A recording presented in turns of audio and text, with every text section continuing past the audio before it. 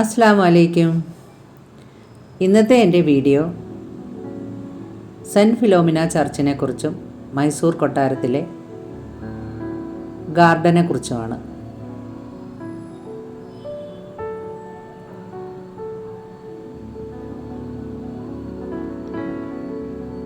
മൈസൂരിലേക്ക് കുറച്ച് രാവിലെ തന്നെ ഞങ്ങൾ എത്തിപ്പെട്ടിരുന്നു. അതിനുശേഷം ആദ്യം പോയത് സൂവിലേക്കാണ്. അതിൻ്റെ വീഡിയോ ഞാൻ പിന്നാലെ അപ്ലോഡ് ചെയ്യുന്നതാണ്. ഇതിപ്പോൾ ഞാൻ ചെയ്യുന്നത് സെൻറ്റ് ഫിലോമിന ചർച്ചിനെ കുറിച്ചാണ് മെയിനായിട്ട് ഈ വീഡിയോ ചെയ്യുന്നത്. പിന്നെ മൈസൂർ കൊട്ടാരത്തിലെ ഉദ്യാന കാഴ്ചകളും ഇതിൽ ഞാൻ ഉൾപ്പെടുത്തിയിട്ടുണ്ട്. ഡാലി എന്ന ഫ്രഞ്ചുകാരനാണ് പള്ളി രൂപകൽപ്പന ചെയ്തത്. കൊളോൺ കത്തീഡ്രൽ നിന്ന് പ്രചോദനം ഉൾക്കൊണ്ട് നിയോ ഗോത്തിക് ശൈലിയിലാണ് ഇത് നിർമ്മിച്ചിരിക്കുന്നത്. കത്തീഡ്രലിൻ്റെ ഫ്ലോർ പ്ലാൻ ഒരു കുരിശിനോട് സാമ്യമുള്ളതാണ്. കുരിശിൻ്റെ നീണ്ട ഭാഗം നേവ് എന്ന് വിളിക്കപ്പെടുന്ന സഭാഹാളാണ്. കുരിശിൻ്റെ രണ്ട് കൈകളും ട്രാൻസ്പെറ്റുകളാണ്. അൾത്താരിയും ഗായകസംഘവും അടങ്ങുന്ന ഭാഗം ക്രോസിംഗ് ആണ്. കത്തീഡ്രലിൽ വിശുദ്ധ ഫിലോമിനയുടെ പ്രതിമയുള്ള ഒരു ക്രിപ്റ്റുണ്ട്. അവ കൊളോൺ കത്തീഡ്രലിൻ്റെ ശിഖരങ്ങളോടും ന്യൂയോർക്ക് സിറ്റിയിലെ സെൻറ്റ് പാട്രിക്സ് പള്ളിയുടെ സ്പിയറുകളോടും സാമ്യമുള്ളതാണ്.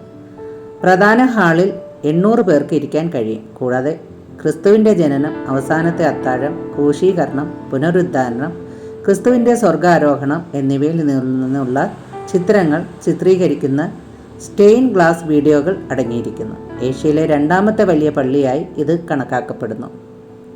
ഒരു രാജാവിൻ്റെ ക്രൂരതയുടെ കഥയാണ് ഈ സെൻറ്റ് ഫിലോമിനയ്ക്കുള്ളത്.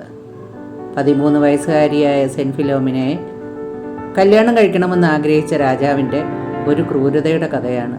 ഇഷ്ടപ്പെടാതിരുന്ന സെൻറ്റ് ഫിലോമിനയെ അടിച്ചു കൊല്ലുകയായിരുന്നു ചെയ്തത്. ശരീരഭാഗങ്ങൾ പല ഭാഗത്തായിട്ടാണ് അടക്കം ചെയ്യപ്പെട്ടിരിക്കുന്നത്. അതിൻ്റെ ചില അവശിഷ്ടങ്ങൾ ഈ പള്ളിയിലും ഉണ്ടെന്നാണ് പറയപ്പെടുന്നത്.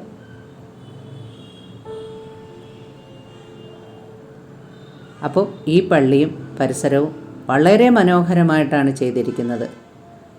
ഇതിനുള്ളിൽ തന്നെ സെൻറ്റ് ഫിലോമിനയുടെ അവശിഷ്ടങ്ങൾ ഇരിക്കുന്ന ഭാഗത്തേക്ക് ഇറങ്ങിച്ചെല്ലാൻ ഒരു അറയുണ്ട്. ആ അറയിലേക്കാണ് ഇപ്പം നമ്മൾ പോകുന്നത്. അവിടെ ചെന്ന് കഴിഞ്ഞാൽ അവശിഷ്ടങ്ങൾ ഇരിക്കുന്ന ഭാഗം രൂപകൽപ്പന ചെയ്തിരിക്കുന്നത് നമുക്ക് കാണാൻ സാധിക്കുന്നതാണ്.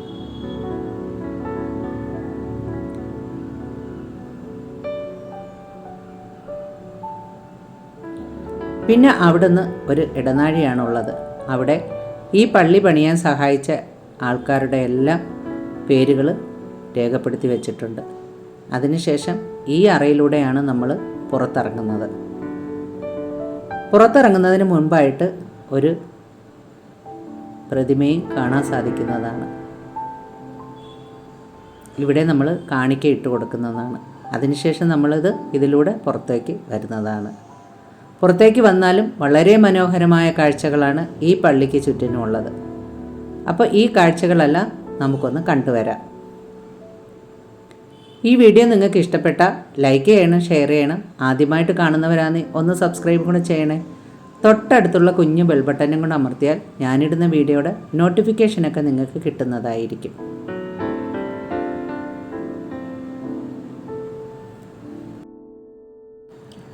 പള്ളിക്കുള്ളിൽ നിന്ന് പുറത്തിറങ്ങിക്കഴിഞ്ഞാൽ പള്ളിയുടെ ചുറ്റും നടന്ന് നമുക്ക് കാണാവുന്നതാണ്. കാം ആൻഡ് ക്വയറ്റായിട്ടാണ് ഈ പള്ളിയുടെ പരിസരം സ്ഥിതി ചെയ്യുന്നത്. വളരെ ഭംഗിയേറിയതും വളരെ ആകർഷകവുമായ കാഴ്ചകളാണ് ഇവിടെ ഉള്ളത്.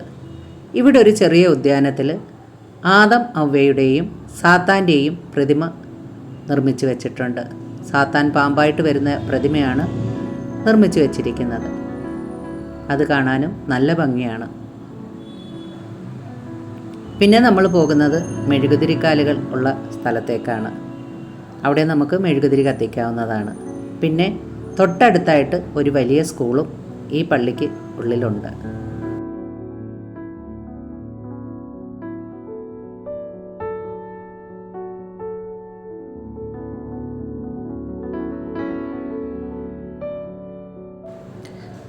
ഈ പള്ളി പണിയാൻ സഹായിച്ചത് മഹാരാജ കൃഷ്ണവോഡയാറാണ്. കൃഷ്ണവോഡയാറിൻ്റെ കാലത്താണ് ഈ പള്ളി ഈ രീതിയിൽ പണിഞ്ഞെടുത്തത്. അതിനു മുൻപ് ഒരു ചെറിയ പള്ളിയായിരുന്നു ഇവിടെ ഉള്ളത്.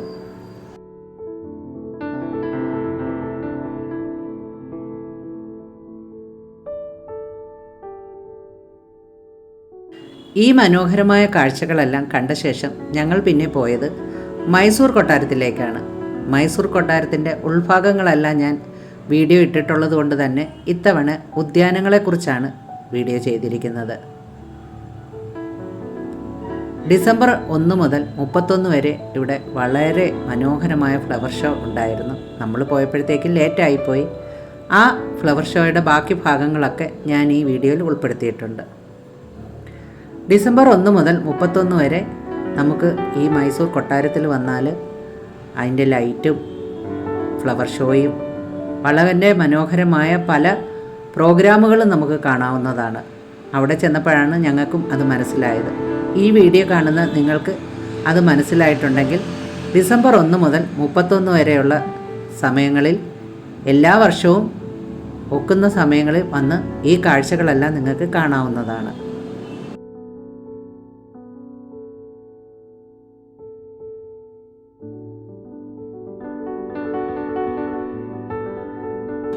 അപ്പോൾ ഈ വീഡിയോ കണ്ട ശേഷം നിങ്ങളുടെ വിലയേറിയ അഭിപ്രായങ്ങളും നിർദ്ദേശങ്ങളും എന്നെ അറിയിക്കാൻ മറക്കരുത്.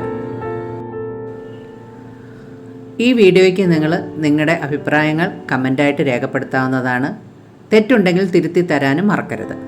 അപ്പോൾ ഈ കാഴ്ചകളെല്ലാം നമുക്കൊന്ന് കണ്ടുവരാം.